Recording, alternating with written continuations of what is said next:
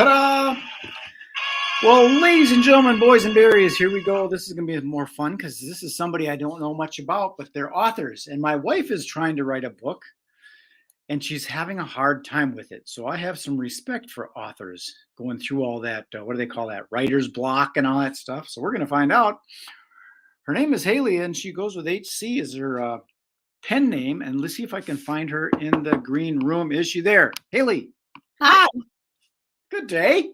Yeah, good day. Wherefore art thou? Art thou is lovely. Did I do that right? Yeah, see? We had our thespian theater actor, whatever. I'm not much of an actor. My background is in, I really don't have a background. So let's talk about your book. Yeah. Because I've got a, stand by a second here. I'm going to get something because I had set something up and I lost it. So now I got to go find it again. Somewhere around here. There it is. Boom shakalaka. So you wrote this book. What even inspired you to start doing this? So that's kind of a twofold question. The first answer is I was maybe 10, 11, 12-ish, and I read Aragon by Christopher Paolini, and I just fell in love with the story. And it, when I learned that he published this book at 15, it really just kind of inspired me to want to do something similar. And the other thing is that as a kid, I had the worst time ever trying to fall asleep. It would take me between an hour and 2 hours to fall asleep at night. And so one day my aunt gave me the advice, well, just tell yourself stories to go to sleep. And my dad would read to me at night. And so what I would do then was I would put myself in the books we were reading and go on the adventures with the characters. But then because I kind of knew how that went, you could only do it once or twice before it was boring. So I would start pulling in friends and family and elements from other books. And then, over the years, all of a sudden I kind of had my own idea. And then you combine that with the inspiration from Christopher Paolini and decided I wanted to write. So it's interesting. I've got a thing that I do for my meditations. I call it my mastermind. I invite people in, like if I want to talk with Deepak Chopra or invite Bruce Lee, or I invite all these Tony Robbins, and we'll all sit around a conference table and have a meeting, a mastermind meeting. So is that what you're talking about? Immersing yourself into the story? Yeah, for the most part. For this book, for my first book, and for the first, it's a series. Definitely putting myself in what was happening, kind of let me, write the book and the series, and kind of really figure out what's going on. As I've gotten older and matured a little bit, I've taken a different approach, and it's more of a classical just writer approach. You get the idea the characters are very not you, and they're their own beings, and you kind of just lead them and see what's going on. But yeah. So here's your book called NANAGIN. Is that how it's pronounced? NANAGIN? NANAGIN. It's a tough one. Apparently I'm a glutton for punishment. My last name is incredibly hard to say. It's Kilgour. Most people go Kilgour, or, any other crazy stuff. But the best way to remember how to say my book's title, NANAGIN, is like you're speaking like a Southerner and you say no noggin real fast. So NANAGIN. I guess that's one way of doing it. So when you're writing these books and things, and you're coming up with these characters, like in real life, you get to meet someone. You meet them at a cocktail party or something, and then you're off, doing something else. You don't really know that person until you meet them again, and then get into a real conversation.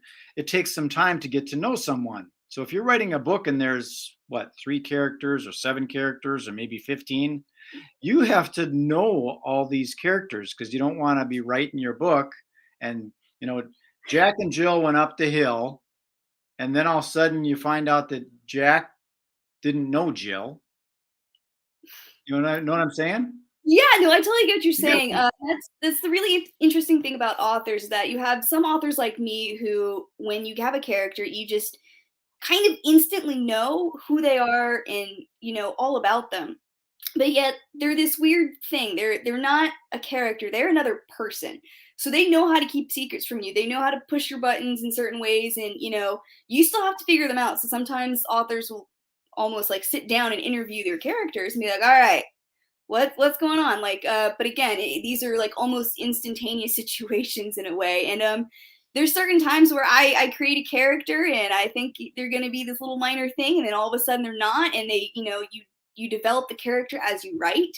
So there's different ways. It's not always that you know exactly who everyone is. It's you have an idea. Sometimes you got to feel them out a bit more, and sometimes you do, sometimes you don't. Sometimes they keep secrets, and it comes up later, and you're just like, I needed you to not do that, but it happens. So without spoiling, what's the basic essence of your book here? What's the Yeah. basic story? Sorry. So the basic essence is what happens when you take someone from our normal world and you put them in one filled with magic and you say, go save it from the tyrannical king that is trying to keep everything in check, but also trying to kill you. There's a lot of magic involved. It's a lot of adventure. It's a lot of fun. I often describe it to people as if Aragon and Game of Thrones had a love child with a little bit of Avatar: The Last Airbender magic system thrown in there. This is very interesting because my wife is a shaman and she also teaches numerology with some of her life coaching and things. And sometimes she's talking with me and she's telling me stuff and I realize that, oh, this was your dream that you're talking about. This wasn't an actual person that you actually went and had coffee with. This was a dream that you're talking about.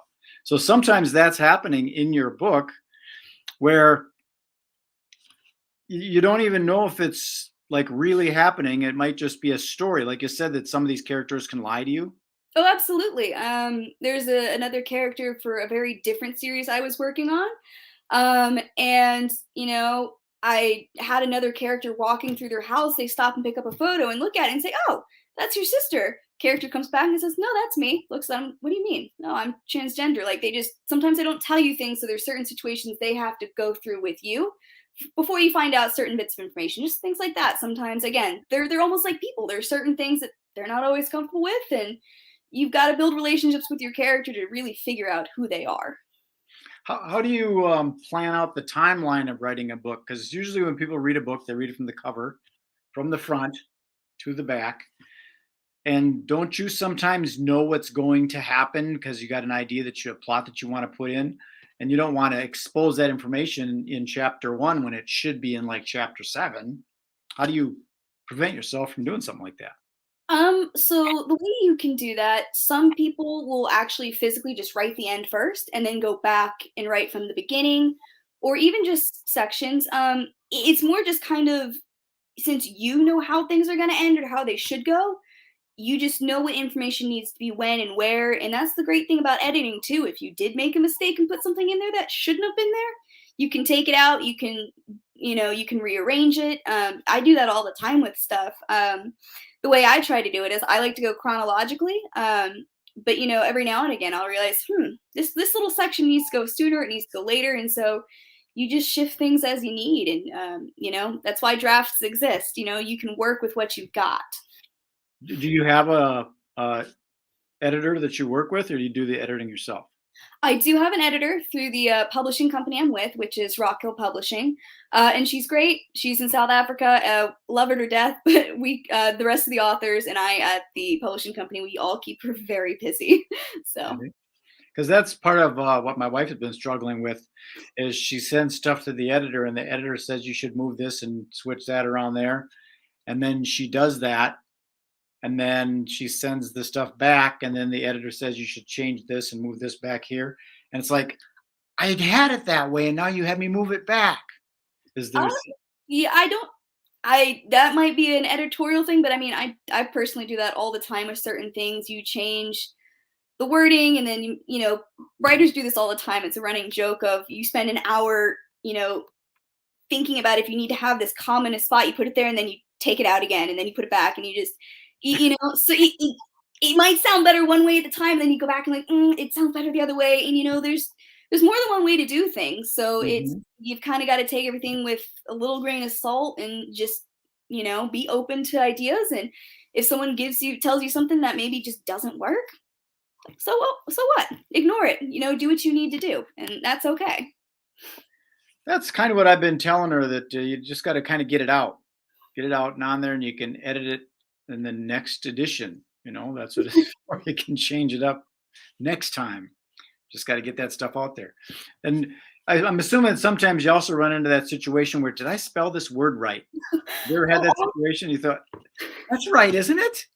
oh, all the time. I'm a terrible speller. So especially when I'm like handwriting something because I'm out traveling or whatever, and I'm just like, I don't even worry about the spelling. Spell check will catch me later. And then I get to spell check and I just spell something so wrong. It's like I have no suggestions. I'm just like, no.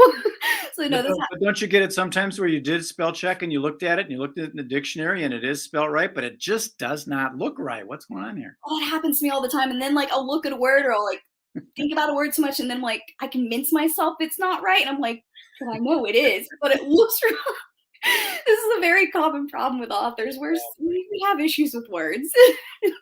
So is this specific book, is this gonna be like a series kind of thing, or is this like a one-off?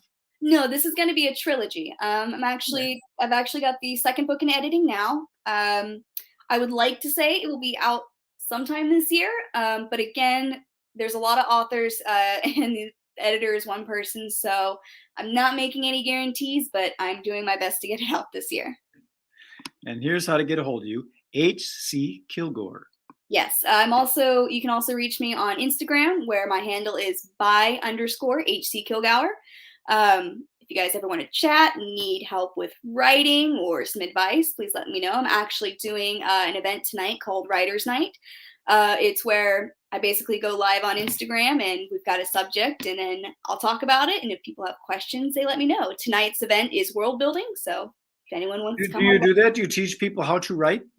not how to write per se. I'm definitely not qualified to do that, but certain Well, aspects. sure you are. You did it. Just because I did it doesn't mean I can teach it. But what I can do is I can give advice, say what worked for me. There's no wrong or right way to world build. It's just what works for you. I know some people who spent 10 years building a world. Other people discovered it as they went. So, it's just kind of I try to put as much information out there as I can and answer whatever questions I can. But I'm just trying to help you. I'm not exactly a professional or a teacher, but I know more than other people, and so I like to see if I can share my knowledge. Now that's a term that I don't world build. Is that a common thing? And because what you're doing is building a whole new Yeah. environment, So world building. for fantasy, that's a very common term, and again, it's because you literally have to build this whole other world. You've got cultures or languages, different things like that you have to create from scratch, and Right. so it's literally building this world, and it's not always the simplest thing. Like the Star Trek with the Klingons and the Vulcans. Yeah. They got Or yeah, just like that, or even Lord of the Rings with, the elves and the dwarves and the hobbits and all that crazy stuff. That's all world building. right. It's interesting because then you got to remember all of those cultures and how they operate and things. And sometimes it might not agree with your culture. Like I remember some people say people in France are rude. And I was over there and I think maybe they're not rude, but they just get things done. So if someone butts in front of you at a line because they're ordering something off of a menu at a fast food joint, they didn't butt in front of you. You weren't taking action, so they just did. And it's not rude, it's just getting things done. Oh yeah, for sure. And of course keeping all cultures and, different bits of your world can be a little overwhelming. So So all those that's interesting because you have to remember all these different worlds that you built and then all these different cultures and how to be appropriate at all those times. Like in Japan, when you give someone your business card, you're not supposed to just, oh, nice card, and throw it in your pocket. You're supposed to actually look at it and respect it. And if you don't do that, it's looked at as being rude. So all these little incidents, when you're building your world, you have to know about that stuff. And you can't screw it up because then in a later chapter, it's like that contradicts itself. So why did you put yourself through all this? I did it because I really like fantasy. I like, stuff that happens in world not our own with, things that are not possible in real life. So that's just kind of what I enjoyed. And because that's what I enjoy, that's more what I gravitate to writing. But world building is also fun. You literally become a god. You're just like, I control what happens. and it's kind of fun. You can be as just terrible or as nice as you want, and no one gets to say anything about it. It's just what you did. That's what I really like about magic. My background in magical entertainment is because it's magic, you can do anything.